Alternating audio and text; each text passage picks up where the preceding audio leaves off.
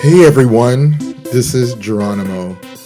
Thank you very much for joining me again for another podcast with Dear Gays. This week we're going to talk about victims and heroes. The question that I have for you today is, are you playing victim or hero? Let's talk about it.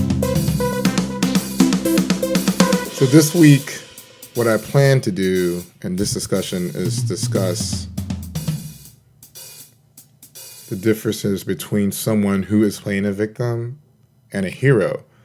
I'll share some of my own personal experiences too. Maybe that'll help the listener relate and how I've overcome some of the things. But just realize that the struggle is still ongoing. I'm not perfect. I still try very hard to overcome a lot of the things that I experienced in the past. But without further ado, let's go over a few terms. Just two terms, really. What is a victim? A victim is a person harmed, injured, or killed as a result of a crime, accident, or other event or action. I'll repeat it one more time. A victim is a person harmed, injured, or killed as a result of a crime, accident, or other event or action. What is a hero? A hero is a person who is admired, idolized, or idolized for courage, outstanding achievements, or noble qualities. A hero is a person who is admired, idolized, or idolized for courage, outstanding achievements, or noble qualities. So let me talk about victims a little. From my experience dealing with victims or learning victims or my own personal life, at least coming from me, is I know that a victim has had some type of trauma that has happened in their life. It may have happened as a child. It happened along the way. It could have been in high school. It could have been, I don't know, anywhere, at some point in your life. But generally, the effects of that trauma lives on in that victim after that trauma had occurred. A lot of people who experience trauma, especially when it comes to mental trauma, hold on to that trauma. And they never really address it. I think guys probably have the hardest time with addressing trauma, especially when it was mental, maybe like mental abuse, physical abuse, some type of abuse. I think guys probably have the worst. But here's the thing with any human being. The reality is that trauma that we experience, mental, physical, mental really is what I'm really talking about. It never goes away if it doesn't get addressed. And further, it manifests itself in your life, in the victim's life, in different forms. Sometimes we don't know why things are happening to us, why we can't form relationships and things of that nature. And often, if we look back at our life and follow the dots back to that trauma, then we can figure out what it is. What I've learned is often forgiveness is required. But that's easier said than done, depending on what the trauma was. Trauma sometimes can ruin a relationship. It can ruin our ability to establish a relationship. It can ruin our ability to be prosperous. And ultimately, our happiness could be taken away because of this trauma that we've experienced that maybe we didn't address. So I think that playing a victim or someone who plays a victim is basically using that trauma as a reason to not be great. Really. As a reason to not be great. Just think about your own life. If you are have experienced something in your life, maybe in the past, and today in the present, it just seems like you can't win. Perhaps there's some trauma that has happened. But the real question is, are you using that trauma as an excuse to not succeed? I was in the military, so I learned something very valuable. Actually, I learned a lot of things in the military that were valuable.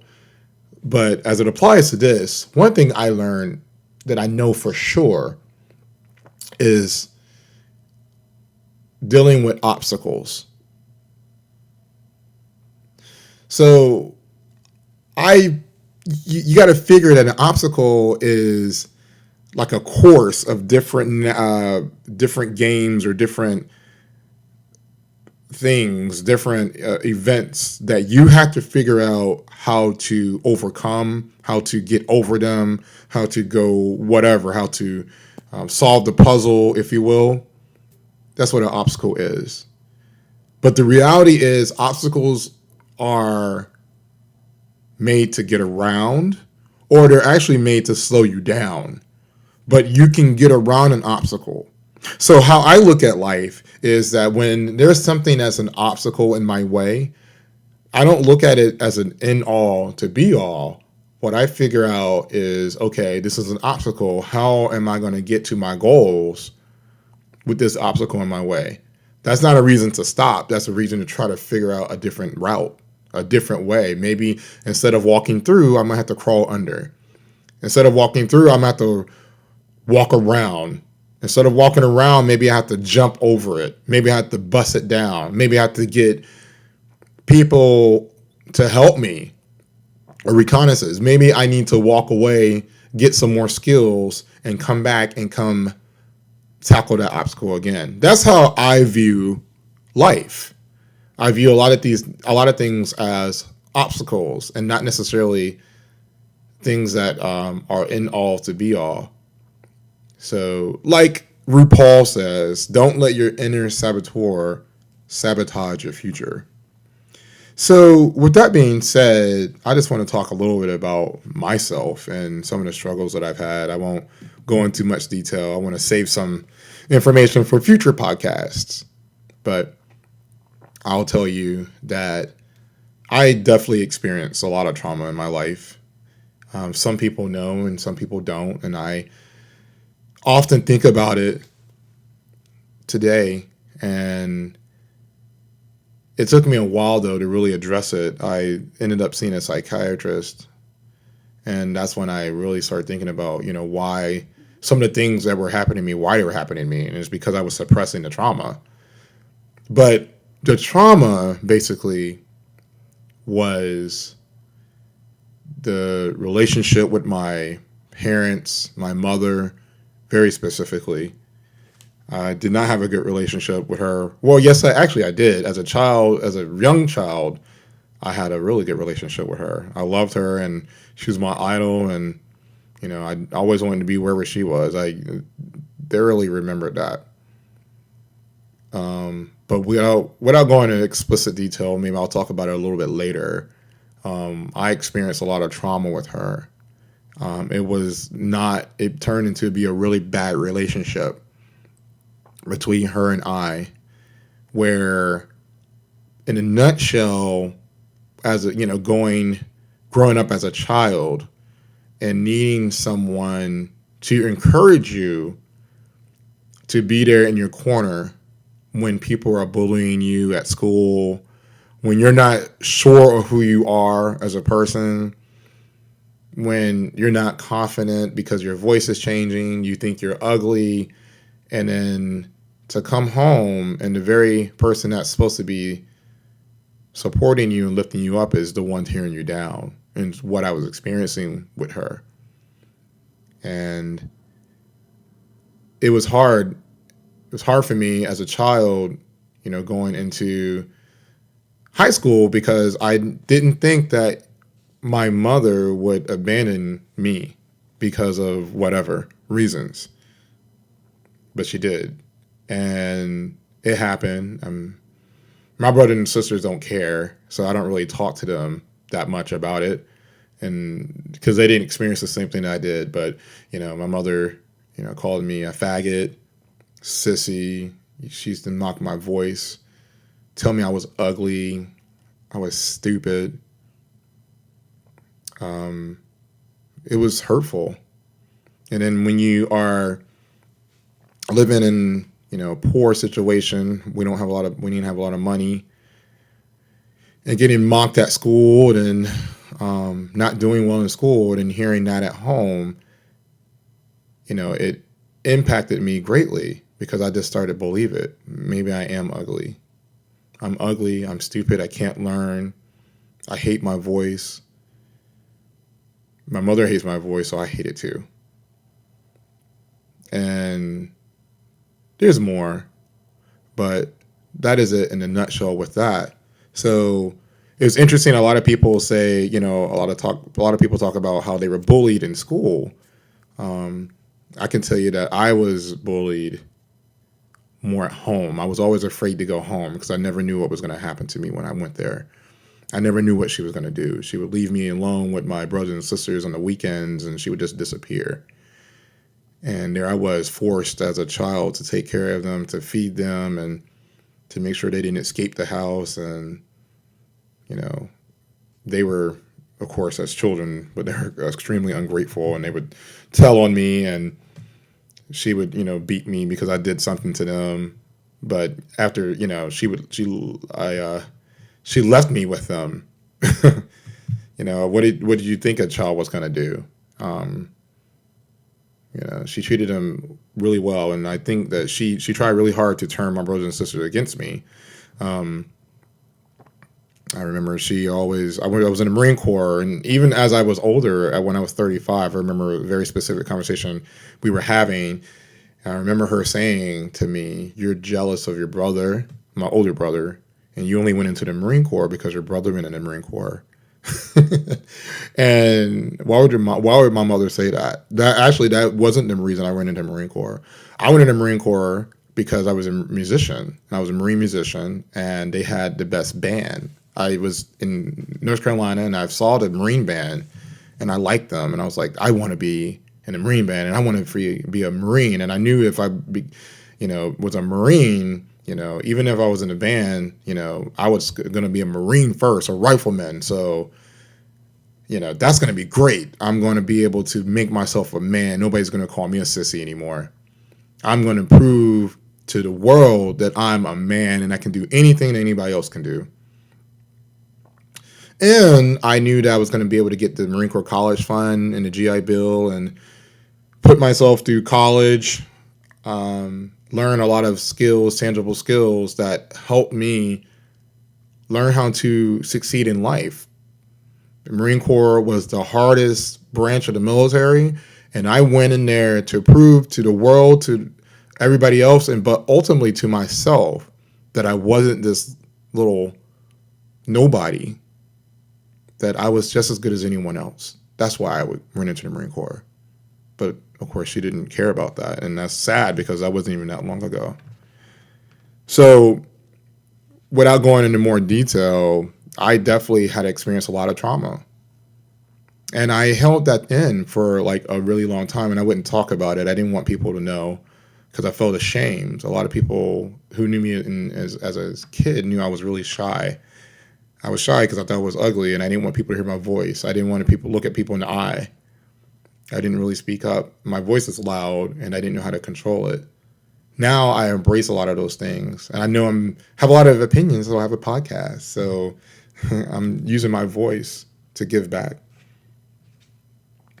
But it was hard for me to develop trust with people, and love was like the biggest thing for me, because how can you love someone, or you don't know what love is if the one person who's supposed to love you unconditionally doesn't love you. Like my mother, like today she would say she does, but that's not how she treated me as a child. The love that I needed was the love and support as a child, to come to my band concerts, to lift me up and to say everything is going to be okay. But the one person you need to, be in your corner, your number one cheerleader, is not there, then you grow up not knowing what love is. So when people come into your life, for me, When people come into my life and they said they love me, I would run away. It's like, I don't want love. I don't want love in my life. I know what love is. And if that's what love is, I don't want it. Love is somebody who will beat you for no reason. Love is somebody who will be completely irrational and try to turn people against you. That's what the love I experienced was. So it was very, very difficult for me to trust people. It was very difficult for me to love people. It was difficult for me to do a lot of things. But there's a light at the end of the tunnel. There's definitely a light at the end of the tunnel, I will say. Because I learned going to my psychiatrist some techniques and triggers and things of that nature of how to actually overcome that. But I'm going to talk about that a little bit later. I'm going to speed this up here because I don't want to make this podcast too long. But I will say that in segue, heroes. A lot of us are looking for heroes. I was always looking for a hero. I was always looking for a hero because I was always looking for answers. How do I be my best me? What do I need to do? Who's going to be my example? Who do I look to? Many of us are constantly searching for heroes, for inspiration, motivation, and vision. Oftentimes, a lot of us are looking for heroes and we find them, but we idolize them to a point of where we don't think we can even achieve the things that they've achieved. But the reality is anything that they've done, you could probably do too within your able abilities. That reminds me of a song. No, I'm not going to break out in song, but it's by Whitney Houston. And it's probably one of the first ones a lot of us know, which is The Greatest Love of All. I'm going to read some of the lyrics here. Everybody's searching for a hero. People need someone to look up to. I've never found anyone to fulfill my needs. A lonely place to be. So I learned to depend on me. I decided long ago never to walk in anyone's shadows. If I fail, if I succeed, at least I'll live as I believe. No matter what they take from me, they can't take away my dignity. Because the greatest love of all is happening to me. I found the greatest love inside of me. The greatest love of all is easy to achieve. Learning to love yourself is the greatest love of all. Those are powerful words. And I can tell you what the story that I just told you about when my trauma is basically, I just learned to forgive myself. They say that forgiveness is not for the other person, but it's for you. And I had to really learn that. And I told her that I forgave her. She didn't believe me because she didn't think she did anything wrong.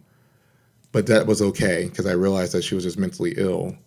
But I also forgave myself for always blaming myself for all those things that happened to me that had nothing, I wasn't in control of that. For feeling the way I did, I forgave myself. And through that process, I learned love for myself. Love for myself and to give me an ability to do what I want to do in life because it held me captive for so long. I was always searching for answers about why wasn't I happy? I could never be happy. You know, I was in the federal government for the longest time. I was in the Marine Corps and I became a federal contractor and I became a federal employee. And so I've been doing that for the last 20 years. But I was in Washington, D.C. for the last 5 years, and I absolutely hated it. I tried so many different things to make myself like it, but I just did not. But the reality is, it wasn't necessarily, and I was always saying as the people, and yeah, there's a lot of people there that I probably don't really get along with. I won't put that away because I definitely did run into some interesting characters. However, I believe in divine intervention. You know, I believe everything happens for a reason. Maybe those people were placed in my life for a reason to teach me a lesson. And that's fine. I had to really understand that. But also, what I learned from this whole experience is that I can never be happy anywhere if I'm not happy with myself. And that includes a whole slew of things with being happy with myself. I can never be happy if I'm not happy with myself. So I could be happy almost anywhere if I learn how to be happy with myself. There's a saying that says, darkness cannot survive in the presence of light. So I tried to find my light. What is my light? What do I need to do to find that? So I sold my house. I got my finances together. And I decided to resign from the federal government and actually concentrate on me. And I moved to California. I moved to California specifically because I knew it was really progressive and liberal, and at least I would be able to be not in the presence of a lot of voices and a lot of memories, and I can do more work on myself and just be happy with me and learn that I am able to be happy, and I have learned that since being in California. And now I'm trying to take that and manifest that in a way to help others. I'm ready to move on and to just be out in the world and be myself, but and share my self-love with other people. So what are you waiting for? Are you going to continue to play the victim? Are you going to continue to let your trauma hold you captive? You don't have to. If you want to be happy, if you want to let that go, you're going to have to do the work.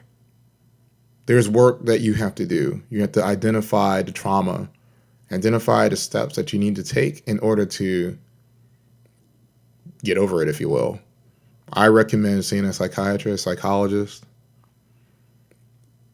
They can give you the tools that you will need or that you can use to be able to understand exactly what's going on.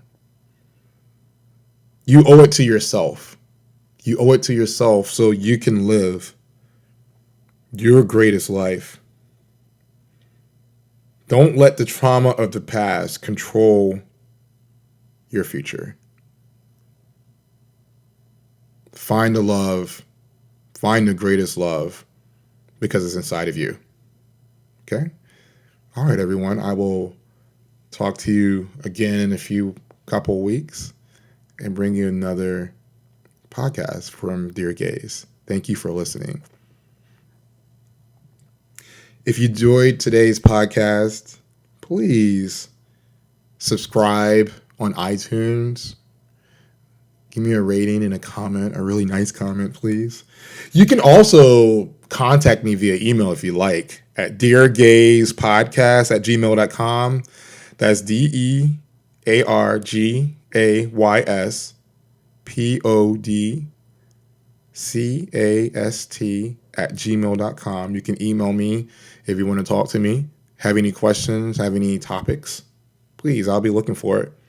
Also, visit my website at DearGays.com. It's getting bigger and bigger. I'm still working on it. I have some blogs there. There's some other material on there. I actually am adding someone his name is Joseph Williams. He is known as the misunderstood social worker. And this gentleman does nightly reflections, and I have his reflections posted on the website. And there, if you watch his videos, he actually does a lot of intel presentations that will give you a lot of tools to help you succeed in life. He'll help you out. Look for Joseph Williams, the misunderstood social worker. You can find him on Facebook as well. Or just go to DearGays.com and you can get his information. Lastly, you can find me on Facebook at DearGays. Just type that in the search. You can also find me on Twitter at DearGays. That's YASS DearGays. I look forward to communicating with you. Have a great week.